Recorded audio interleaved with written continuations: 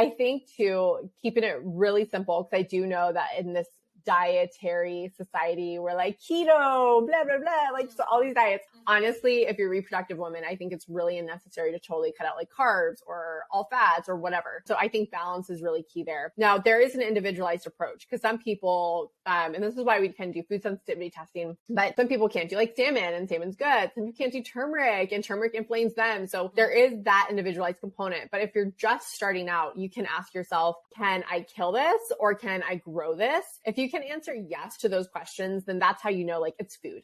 If you can't answer yes to those questions, then you know it's processed. Not saying that your diet has to be completely processed free. Like that's a lie because I just ate like a Justin's peanut butter cup like not that long ago. So, but for the most part, you should be eating wholesome foods. And I think, like I mentioned, not taking out all carbs. Honestly, I don't think women really need that. And then also making sure you're not under eating. I would say like 95% of women that come into our practice are under eating and not intentionally. Like they are just like, I'm just following my hunger cues and I'm just not hungry or I'm intermittent fasting. You found this podcast because you're a mom who wants to disrupt what is expected of you. You're passion-focused, purpose-driven, and ready to break through to your own version of success and finally build a life and business that is totally on your own terms and led from your inner guidance system. You're not interested in replicating what someone else told you was successful. You're 100% ready to design your own reality in life and business, and you're here for it, all of it. I see you, I hear you, I am you. So let's get started in turning our dreams into bite-sized actionable steps to launch forward toward our dreamy, soulful, fulfilling, and joyful lives and businesses. Welcome to the Moms with a Purpose show. Hi, Lahana. Welcome to the Confessions of a Working Mom podcast. How are you today? I'm good. Kelly, thank you so much for having me. I'm excited to be here. Of course. Thank you so much for coming on the show. So can you tell us a little bit about what you do to help moms in your business and sort of what is your business? How did you get to this area of specialty? Just tell us all of those things so we can get to know you a little bit better. Awesome. All the things. Okay. So I am Lahana Vigiliano. I am a board certified clinical nutritionist and the CEO of Nuvitru Wellness. So it's not just me. I have a team of dietitians and we help women, especially moms. We love moms. I'm a mom. That's why I love moms. We help women use food as medicine. So more of a holistic approach to different hormonal and gut issues, as well as things like weight loss and all that. But we love gut and hormones for sure. But I guess kind of what brought me here, I wanted to be a doctor since I was like 5, basically. So like I loved health since as far as I can remember. I don't know why. I don't know what I was watching or what I was doing for me to like say, I want to be a doctor, but I did. And then my whole life, I just kind of grew up with that mindset. But I had my son when I was 18. So he's my husband now, boyfriend at the time. We had him, I was so young. So I remember still going to school full time. I'm definitely the remove all excuses possible. So I don't think anyone could give me an excuse. I could remove it for you. I was working full time, literally 40 hours a week, going to school full time. I never stopped. I literally was in my college bookstore because I just had my son and like 2 days later, the semester started. And I was like, I'm not like stopping. I'm total go-getter in that way. But I remember like feeling my vagina was going to like fall out of me. I just gave birth and I'm in here like buying calculus books. Like what is happening? What is happening right now? So I had him just crazy. I was still pre-med. And then it was in one of my classes that I realized that what's going on right now is like every pill or this pill for every ill. And I was like, this is like not how I envision healthcare. This is not how I envision taking care of people either. So I started having like a change of heart. And I think being a mom too, I realized how much I wanted more freedom with my schedule as well. I wanted to be flexible for my kids. I wanted to be, if they were sick, to be home. I didn't want to have to be like at a hospital and like I couldn't like, you can't leave or you can't call out or something. So that also helped me pivot. And then I found nutrition through one of my classes and I was interested in it, but I don't think I was totally sold out until I really got into like the thick of it. So I changed my major from pre-med to nutrition science and graduated. And I'm actually almost done with my master's. I took a long break because it was so hustle and bustle in the beginning of my motherhood journey that when we had our daughter, we got married, had our daughter, I was like, I want to be a stay-at-home mom for like a year because I really just want to spend time with my daughter that I didn't get with my son. I'm sorry, son. And that was awesome. But in 8 months in, I was like, I'm getting antsy. Like I need to do something. And so I put my degree to work and I founded Nuvitru. So we've had it since like 2015. But then I was like, I love school so much. So I'm almost done with my master's and then I start my doctorate next year too. So oh, wow. That's me in a nutshell and like kind of what brought me to this line of work. I love that so much. And yes, on this show, we talk a lot about sort of, that entering motherhood, but, our ambitions do not fade when we become mothers. No. And sometimes, and I've even been exploring lately, I think they're even amplified to an extent because now we're responsible for this new human being, but it really makes us think about life in a whole new way. So I just love that story and that ambition and going for a doctorate. That's amazing. I know. I'm such a school nerd. My husband said, what are you going to do when you're done, Lahana? Because there's literally nothing else you can do. And I'm like, I know. I'm going to be sad. I was like, but I also might be like years old and have like 1 trillion degrees. No, I love learning. So I'm sure there's something I can do. I can relate to that. I consider myself a lifelong learner. So yeah, for sure. So you talk a lot to moms about hormones, balancing your hormones to get into, your ideal health state. Can you talk a little bit about, your work with balancing hormones and a few things that you teach moms, maybe something they wouldn't consider or wouldn't understand or know if they didn't start kind of looking into hormone health and all of those things. So just like a couple of things you want to share about that. Yeah, I love working with hormones because we all have them. And as we're like a mom, we're in our reproductive stage of life, which is crazy. And we're legitimately on a roller coaster every single month as I'm about to start. And I'm like totally like feeling it, It's just one of those times.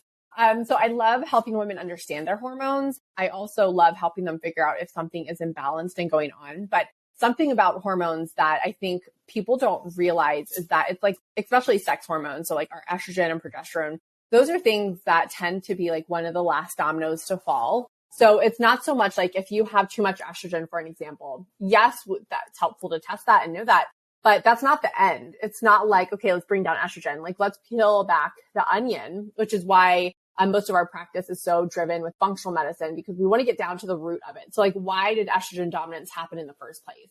And when you really look at it, it all starts coming from things like gut health and things that are really like my favorite thing in the world. It's like when people come to us for hormones and they're like, why are you asking about my poop? And it's like, where, like, what is happening? I was like, I promise it's for a reason. Because the gut health is so intercorrelated with how our sex hormone balance is. So you might be reabsorbing your estrogen that's trying to leave the body. You might be reabsorbing it. And that's why you have estrogen dominance. So I love helping women like make those connections. So if you do have something hormonal, you feel that something's hormonal and maybe you don't know, you don't have a confirmation.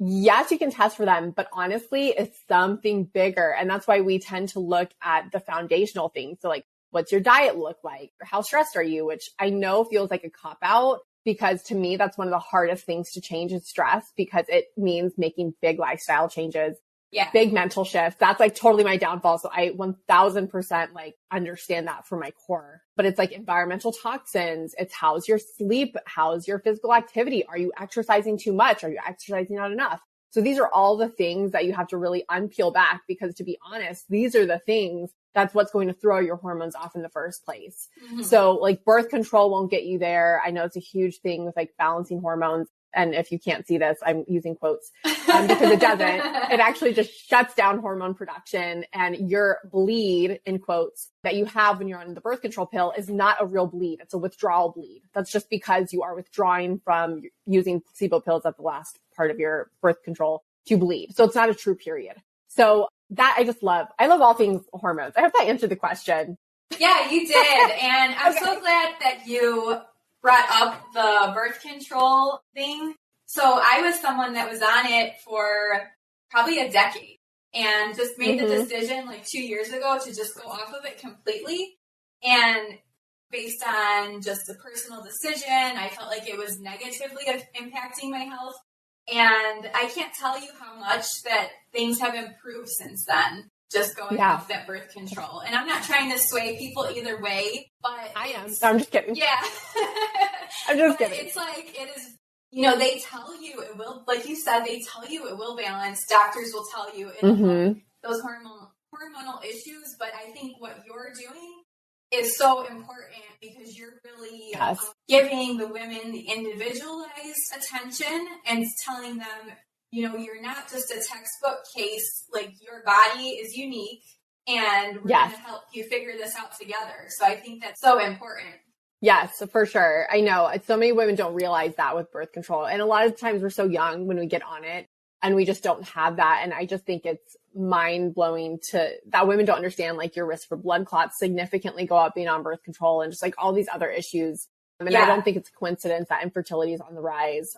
And there's just so much more in our control. So like if you're using birth control to like balance hormones, I really suggest you looking elsewhere to really figure out, because the moment you stop birth control, your hormones are back to being crazy.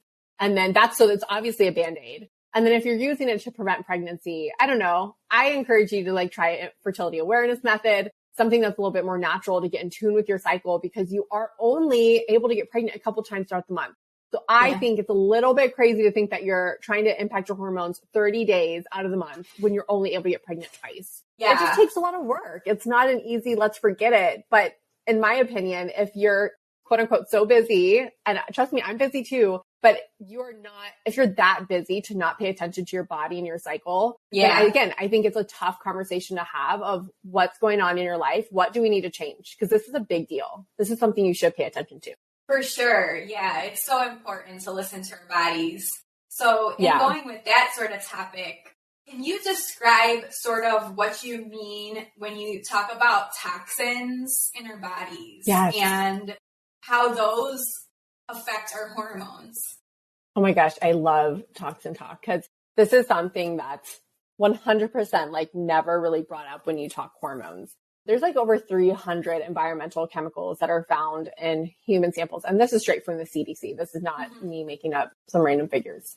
I'm not that smart. So this counts for like urine and blood and breast milk. So the problem is with these toxins is that they can mimic your natural hormone, bind to different receptors, and interfere with the way like hormones are made. So for an example, I think it was BPA, maybe BPA phthalates. I don't know exactly the one. But if you saw like a chart, and this is all happening inside of our mitochondria, which we're going back to like really high school biology. This is like the little powerhouse of the cell, but that's where our hormones are made. So taking from cholesterol, which is the backbone of the hormones. So we need really healthy levels of cholesterol, but taking cholesterol and going down all these steps, and in between the steps are different enzymes that move the next step to the next to the next for your end product of a hormone. But like BPA and different environmental toxins actually can inhibit or increase these enzymes. And that can totally break the cycle of creating testosterone. I think this is such an important talk because in our society nowadays, we are not from the 1800s where there was 3 toxins. Now we are exposed to so many in our life. Even if we try our best, I am still exposed to it no matter what I've tried. There are some things that are out of our control, but still making mindful efforts to change what you do have control over is like what we're huge supporters of. So that's kind of how toxins impact our hormones. I mean, everything from creating the hormone, using the hormone, getting rid of the hormone is how it impacts it. So I hate that this isn't talked about because if someone's having issues like with low testosterone and they're having issues just making it, again, it's kind of like, oh, well, let's just supplement with testosterone. It doesn't actually ask, well, why isn't my body just naturally making it? Because I do believe the body's really, really smart. And I think it's working and trying to speak to us often. And we just don't take the time to actually stop and listen.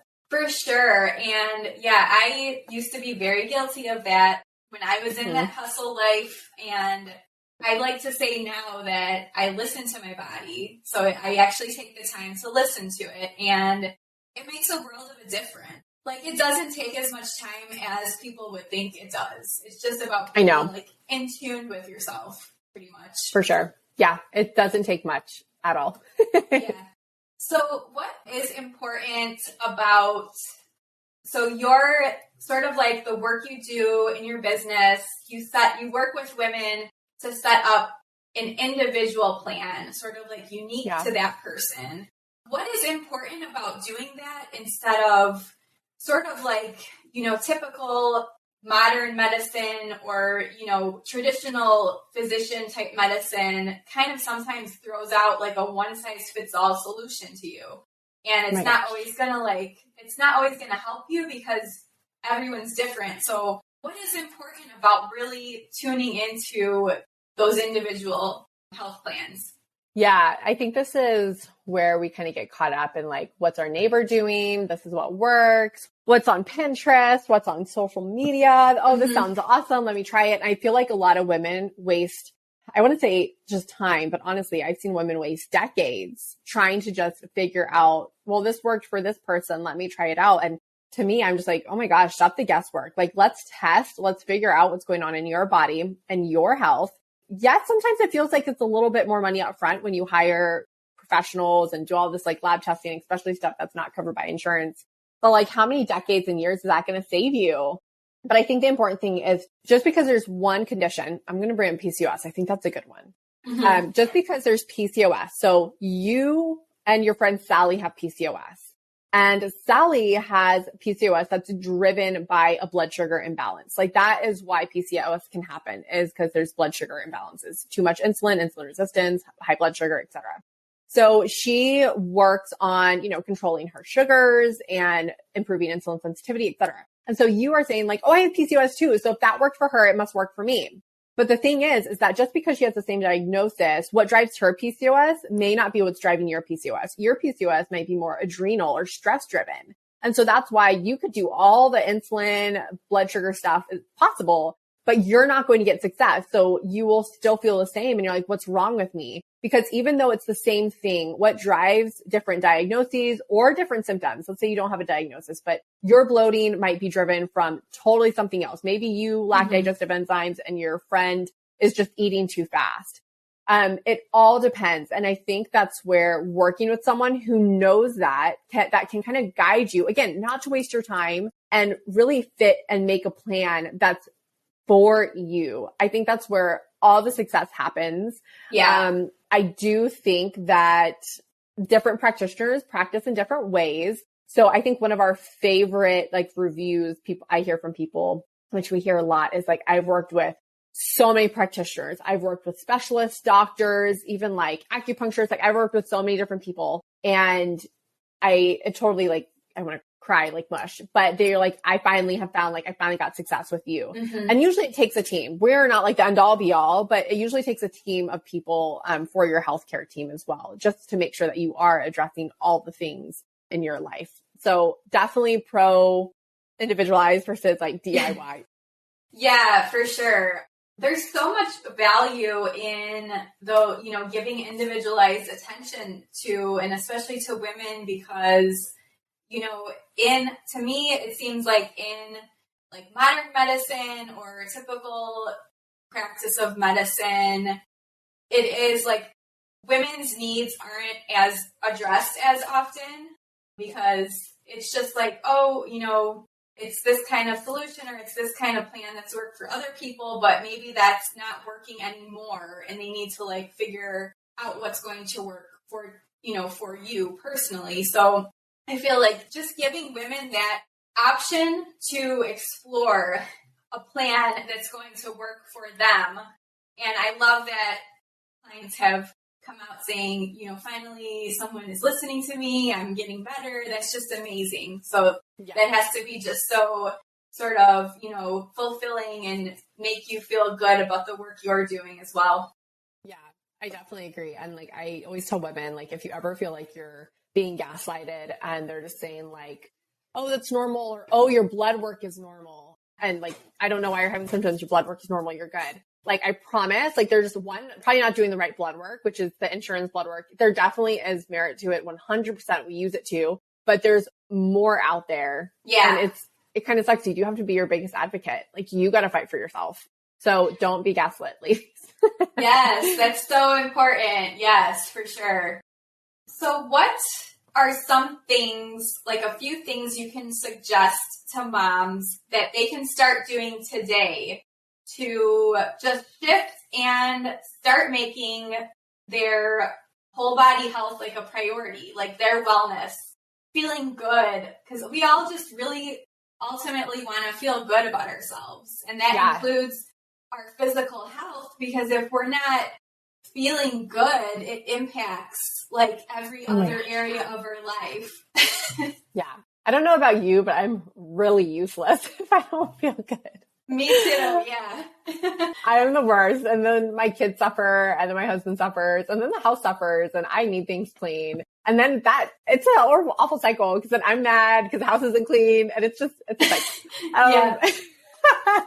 but I think too, keeping it really simple, because I do know that in this dietary society, we're like keto, blah, blah, blah, like so all these diets. Honestly, if you're a reproductive woman, I think it's really unnecessary to totally cut out like carbs or all fats or whatever. So I think balance is really key there. Now, there is an individualized approach, because some people, and this is why we can do food sensitivity testing, but some people can't do like salmon, and salmon's good. Some people can't do turmeric, and turmeric inflames them. So there is that individualized component. But if you're just starting out, you can ask yourself, can I kill this, or can I grow this? If you can answer yes to those questions, then that's how you know like it's food, right? If you can't answer yes to those questions, then you know it's processed. Not saying that your diet has to be completely processed free. Like, that's a lie, because I just ate like a Justin's peanut butter cup like not that long ago. But for the most part, you should be eating wholesome foods. And I think, like I mentioned, not taking out all carbs. Honestly, I don't think women really need that. And then also making sure you're not under eating. I would say like 95% of women that come into our practice are under eating, and not intentionally. Like, they are just like, I'm just following my hunger cues, and I'm just not hungry, or I'm intermittent fasting, and they're eating like toddlers. They're eating 1,200 calories, which is what a toddler needs. And you're a grown ass woman. Yeah. And that's how you know I have kids. So I'm like, grown ass woman, because you need more than that. And so a lot of women are eating that, not really realizing that, but that in general is going to impact your hormones, your energy levels, your brain fog, all the things that you're struggling with. So getting that back up to where you should be eating. And that is actually like kind of uncomfortable process, because you're so used to eating so little. And I always tell women, like, most of the time you're not in a place where you can trust your hunger cues. That will come. Don't get me wrong. That will definitely come. But if you're so used to eating a certain way, then it's just something you have to work towards.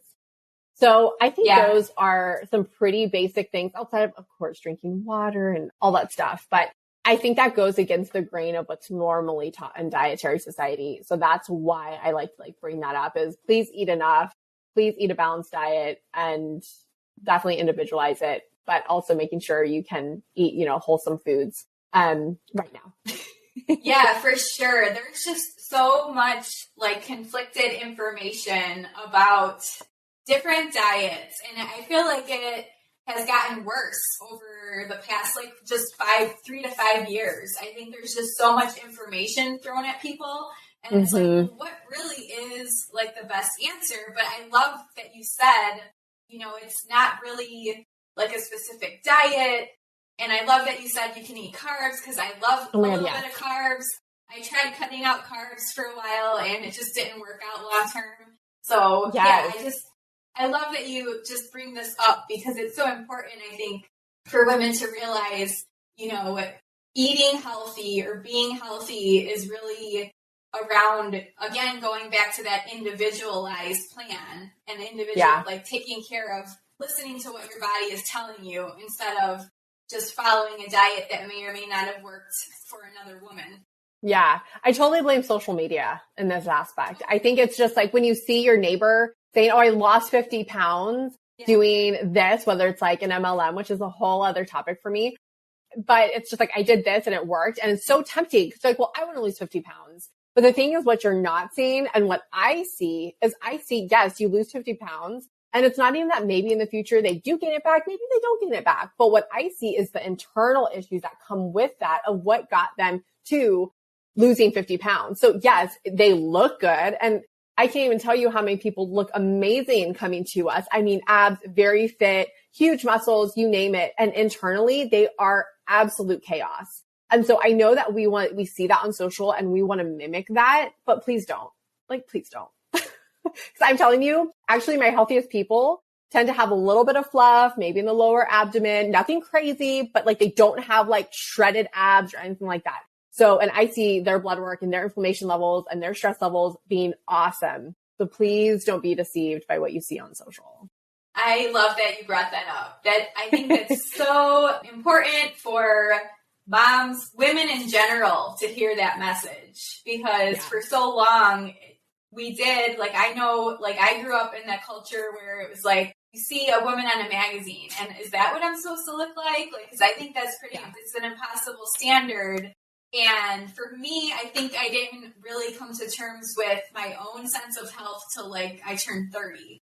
And so I really want for future generations to know these things earlier, because we have been through those things and we can teach our daughters and, teach them health doesn't necessarily look like this. Your unique body is healthy if you're taking care of it. Yeah, absolutely. So let's talk a little bit about kind of being tired, lacking energy. I know a lot of moms tell me, this is a common sort of problem that I hear, when I talk to different moms, and they're kind of this is what's going wrong, but I'm just so, I have no energy. I'm just tired all of the time. Can you talk a little bit about that as a symptom of a hormonal imbalance? Or, what do you typically see in moms that come to you that are just really, really tired, and maybe something else is underlying it, and you kind of evaluate that? Yeah. Biggest thing, under eating. 1000% under eating. I can't even express under eating more than I should. It's so underrated. And a lot of the times you can think about it like this, when you are, let's say you're eating 1200, where most women are 13, 1400, you should not be eating anything under 1500. After that, it's kind of individualized of activity level, et cetera. But anything under 1500 is too low. We're not huge calorie counters. I think it's a great tool to have to understand how much you're eating. Because a lot of women think oh, I eat enough. But then I'm actually, let's take a look at numbers. And I'm not a crazy, I don't think that needs to be a lifestyle that you need to do, but let's take a look. And then when they actually look at it, they're wow, I'm not eating enough. I'm yeah, exactly. So that's the biggest thing from under eating, because your body is going to utilize that energy to keep you alive. It's going to work on your brain, your kidneys, your heart, your brain, the things that are going to keep you alive.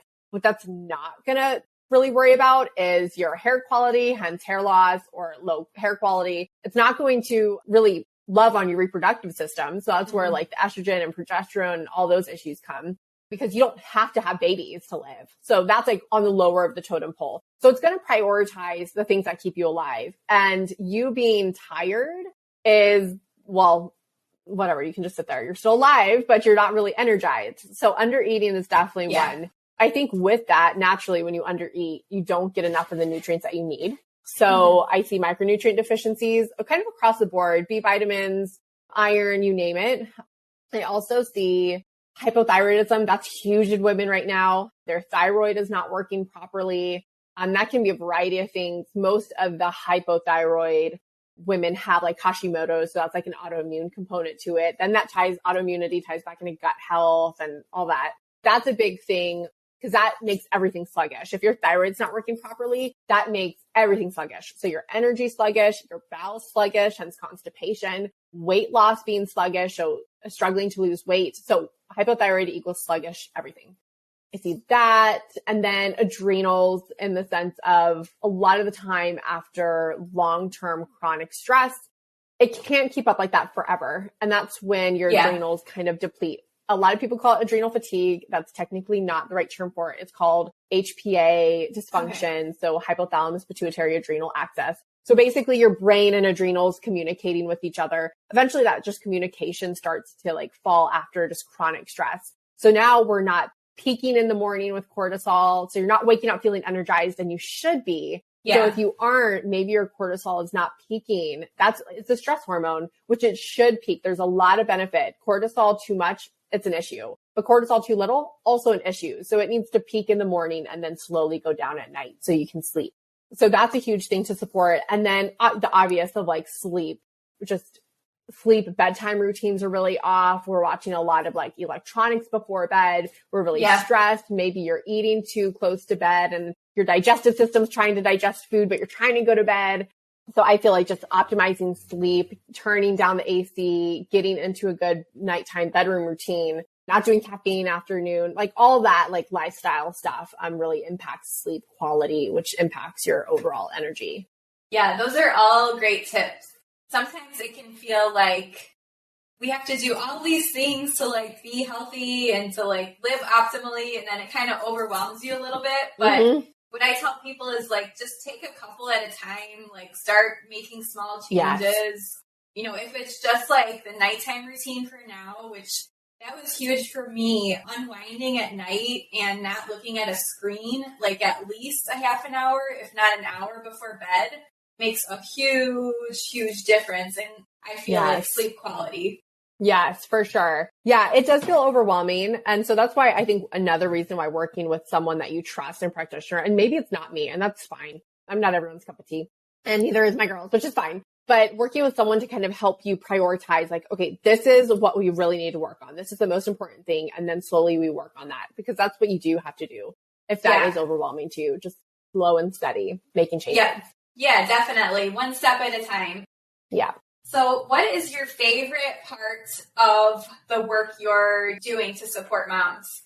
I think just seeing the results, and not everyone is super easy. There are some people that like, even us are like, okay, well, that was one layer. I guess we got to peel back another layer because something not going right. But I think just seeing the transformation and hearing the like change of who they are, because they feel good. Now they can do the things that like they're called to do, and they can do things with their family. So I think that's my favorite thing, is just seeing the transformation in women, to be honest. It's worth it. I love that. Yeah. Just seeing probably, you know, how they changed from the time you started working with them to what they can do and how they feel. I would imagine like that feeling of just feeling better. That's huge. Yes. The best. So fulfilling, for sure. Yeah. And so switching gears a little bit, how do you sort of balance growing your business and your family life? How has that been going? Tell us a little bit about like maybe some, you know, tips, or if someone else has a dream to kind of, you know, follow their passion and start a business they really feel that is purpose driven and wants to help people, but has a family too. So that's a balance that we have to go through. So can you talk a little bit about that? Yeah, I will say, I know, and I'm the excuse remover. So like I've done it all, and I will say I don't have an issue, and I see this in a lot of women, but I personally don't have an issue with mom guilt. And I'm trying to like dive deep into like, why don't I? Not that I think that's a great thing I don't have mom guilt, but I'm like trying to understand the other woman's perspective of mom guilt.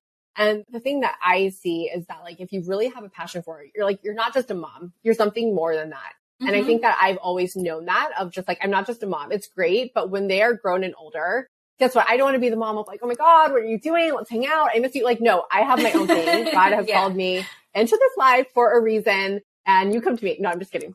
But I have no problems of, some people call this selfish, but I have no problems of filling my cup up first. Like, I matter. And I think it really comes down to putting yourself first, which a lot of women have trouble doing. But kind of like what we've been talking about today, when you are feeling fulfilled and good, that trickles down into your whole family. And so even though it might feel like you're taking time out to build your business or whatever, honestly, I see this as more of a awesome thing with my kids, because my kids are seeing me grow in this aspect. And like, it's the little things of my son talking to his friends. I overhear him and he's like bragging on me of like, oh, my mom is doing like this. Yeah. So there, even though like, I will say my kids are now, I had them young. So my son's 11 and my daughter's 7. So we are out of the toddler baby, but don't get me wrong. I started this business when I had a baby and a toddler, preschooler. And, you know, I gave myself grace. I'm not going to lie. It was a lot of late nights, but this was something I was so passionate about. So I was willing to kind of make sacrifices there. I made sacrifices in my social life. I made sacrifices in anywhere. So like I put like school, family, and my business first. Not in that order, but I think it's all about integrating. So my kids have always kind of helped me. We've kind of always made boundaries, even though they're not here at school, but most of the time my daughter would like peek in and I'd be like, can't talk. I'm like doing a podcast or something, you know? Yeah. But again, I think this is like implementing it in your kids more than you think it is. Cause I know again, that mom guilt of like, well, I'm not spending time with them. We spend time with our kids, but I like to do it more of like a family affair, like getting things done and spending time together. So it's all about just like integrating the two. And I think a story I read actually about Elon Musk, it was funny because his mom had a nutrition business too. She was a dietitian, and he says that he remembers like helping his mom build her business. And we all know Elon Musk is like owner of Tesla. And just seeing that, I was like, oh my gosh, that's so cool to see. Cause now like I got a glimpse of like a successful person and like how he was grown up. And obviously that's amazing. Mom was really busy. And so I think we kind of need to remember that like in the long run, your kids aren't going to remember that you, I don't know, didn't do something with them. They're going to remember the little things. And my kids know like we have dreams. This is what we want to do. And we're going to like tackle them. Now, I will say I did forget my daughter one time, not because of work. I just honestly forgot it was a short day. And so she still remembers that. I did it one time and she still remembers it. I'm like, give me a break. I know. Yeah. Gotta love those like schedule changes in school. Yeah. It catches up with everyone eventually. Yeah. I think it's to every good parent. Yeah. So. Yeah. I love that though. I love that you're sort of integrating, you know, your kids into what you're passionate about. I think that's so important to show them that it's possible to follow their dreams and to teach them, to instill all of those things in them. I love that so much that you said that. So we are huge people, whether it's like even spiritual or Christian. And so we are so much more of like more is caught than taught. And so I want to speak through actions and not really my words. Like I think about it, like if I wasn't able to do this, I think that not saying I would be depressed, but there would be a level of me that's not really there because I'm not fulfilled every day. Yeah. And because I am able to do this, I think it makes me a better mom for sure. Yes. Yeah. That is 100% like one of the messages that comes out of this show, like following our dreams and our purpose and what we're meant to do.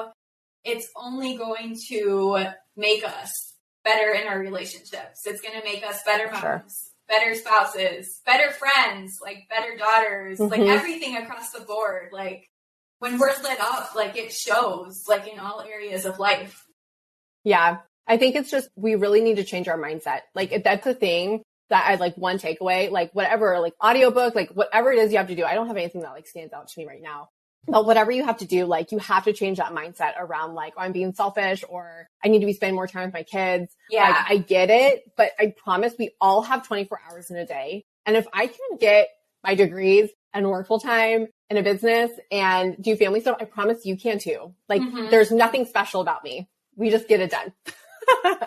Yeah. I think a lot of times it's like the stories we make up in our own minds that are not true at all, but you come to realize that, you know, this mom guilt, and I talk about this a little bit, like I feel it's kind of like a story that we made up as moms and that nobody ever really said this mom guilt is a true thing. Like no one ever wrote about it saying mom guilt definition. I think it's a story that's just been like instilled in us. And maybe spread around through media and other things like that. Obviously, social media has not helped the matter. But I think that if we reframe it as it's just a story that we sort of put there, that we could start reframing the story and, you know, make it different. And like you said, sort of kind of balancing including our kids and things, not feeling that we're necessarily like pushing them away or not spending time with them, but we're just incorporating like all areas of our life and mixing them together in like a way that works best for us and our families. Yeah, for sure. And real quick, I love CEO School. It's definitely a podcast that I love. And it's something that it's like a mastermind of women. So absolutely love it. But she teaches, and this really helps me, 3 buckets. So basically the 3 buckets in your life. So for me, that's family, business, and school. And so kind of planning out your week of everything you need to do to fill those buckets. So I have my business stuff. I got to write my emails, got to do a podcast, got to see clients, blah, blah, blah. And for school, got to finish this assignment, etc. And then for family, scheduling in those things like a son and mommy date night. Me and my daughter love to do mommy movie every weekend. It's kind of selfish, but I just kind of watch a movie that I don't want to watch. So basically like things like Mean Girls or something like that. And we do that every weekend. So I schedule that in exactly like I would schedule this podcast interview in. And so that way, when I'm planning my week, I'm scheduling that in like any other thing. And then if there's ever a thing in business that I could, when we're shipping out our quarterly wellness boxes or when we're shipping out any supplements, they're helping package everything and just kind of spend time together and blast music, etc. So I love that resource. I love that practical tip that you just gave because we could talk about like how to do things or what to do, but like giving them that practical sort of just schedule in these things. So that way they're coming up like regular calendar appointments. And then it's just like, then you get into the routine of doing those things every week because you have it in your mind. Like it's a calendar, like it's an appointment. Exactly. I have to do it. Yeah. It's like getting in that mindset. Yeah, exactly. I love that. So what inspires you? What keeps you moving forward? Just anything that sort of comes to mind about like what sort of keeps you going and inspires you to keep working towards your goals?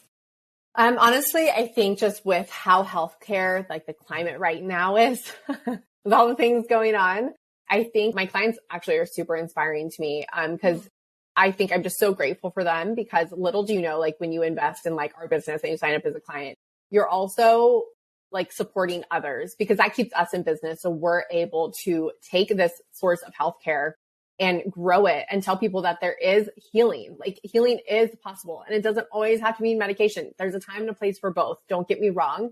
But a lot of the times people are only stuck in the medication and they don't realize that diet and lifestyle can impact you and it totally can.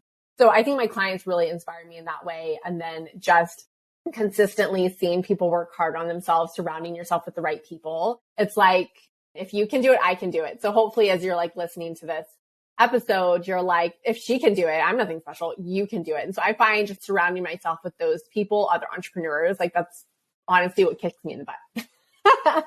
Yeah, I love that. So Lahana, are there any other thoughts you want to leave with the moms out there listening today? Girl, I know we covered so much, so I think you have plenty to take from. So I don't think so. I think we covered a lot. We did. We covered a ton. And thank you so much for sharing all of this knowledge with the listeners. I know they're going to gain so much from this. I know I have gained so much from this. Okay. So I just have a couple more really quick sort of lightning round questions for you to get to know you a little bit better. And then to find out where we can follow you online. So what is your favorite part of being a mom?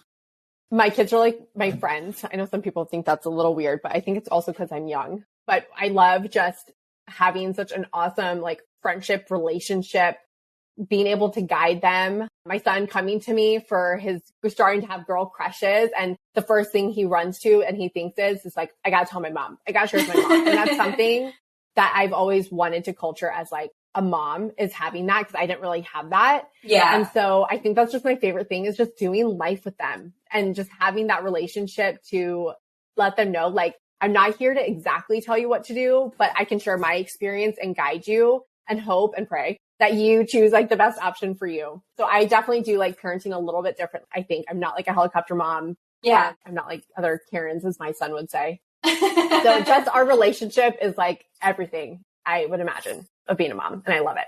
I love that so much. That's beautiful.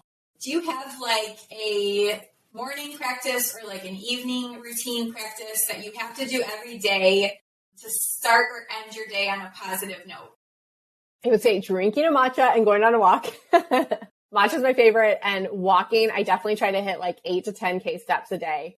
And as probably you know, like you can sit down a lot during the day. Oh, yeah. So I need movement, and I'm huge. I love strength training, but like walking is like low key underrated, and I need to do it.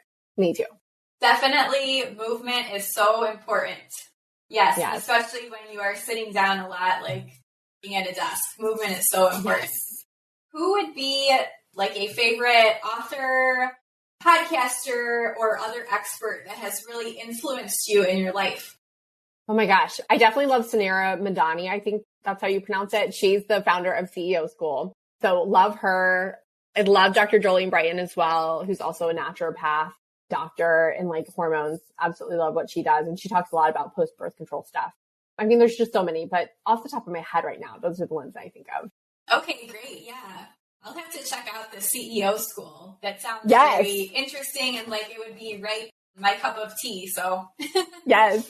What are you currently working on that you're most excited about in your business or life in general, or just a big project coming up or something like that? I would say finishing my master's. I graduate in December. So just finishing up. I'm working on my big paper right now. And then starting my doctorate next year. I love school. So I think that's like the most exciting thing. Yeah, that's huge. Starting a doctorate. That's amazing. Yeah, I'm so excited. Yeah. And then where can we find you online? Where do you hang out the most often? Where can people go to sign up for your resources and all of those good things? Yes, definitely our website, www.nuvitru wellness.com, all one word. But I'm also Instagram's my favorite. So that's Nuvitru Wellness as well, all one word.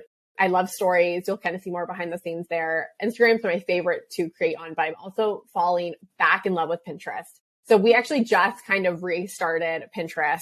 So I'm loving Pinterest. I think you would just have to be on Facebook. I don't really like Facebook, but you can come there. You're a Facebook person. I'm there too. So true.